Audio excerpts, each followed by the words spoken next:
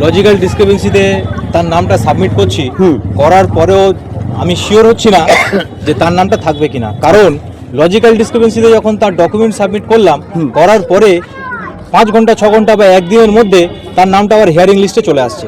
তাহলে আধার কার্ড আর pan card দিয়ে যখন আমি তার লজিক্যাল ডিসক্রিপেন্সি মেনটেন করলাম, তারপর হিয়ারিং আসছে, তাহলে কি আমি নিশ্চিত হলাম যে হিয়ারিংয়ে যখন আমি প্যান কার্ড কিংবা আধার কার্ড দেখাবো তখন আমার নামটা হিয়ারিংয়ের লিস্টে, যে মেন লিস্টে আমার থাকবে, এর কি আমার নিশ্চয়তা আছে? সেটা একটা প্রশ্ন।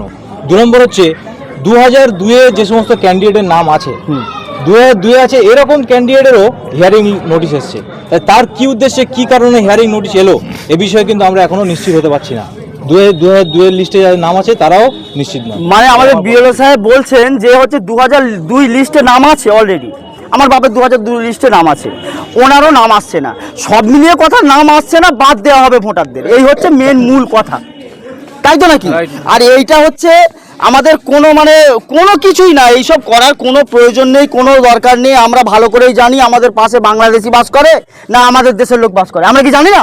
আমাদের প্রতিবেশী কেউ যদি একটা ঘর ভাড়া পর্যন্ত দেয়, আমরা অচেনা লোক দেখলে তাকে 10 বার জিজ্ঞাসা করি দাদা বাড়ি কোথায়, ভাবির বাপের বাড়ি কোথায়, আমরা গিয়ে জিজ্ঞাসা করি। তাহলে আমাদের বাড়ির পাশে কিভাবে থাকতে পারে বাংলাদেশি বা রোহিঙ্গিনা, কিভাবে থাকবে? আর যদি থাকে আপনারা তাকে ধরুন, তাকে না ধরে আপনারা বলবেন যে না, তাহলে সবাই প্রমাণ করুন। স্কুলে যদি একটা বাচ্চা টুকলি করে তাহলে বলবেন স্কুলে 150 বাচ্চাকে সবাই প্রমাণ করুন আমরা টুকলি করেছি।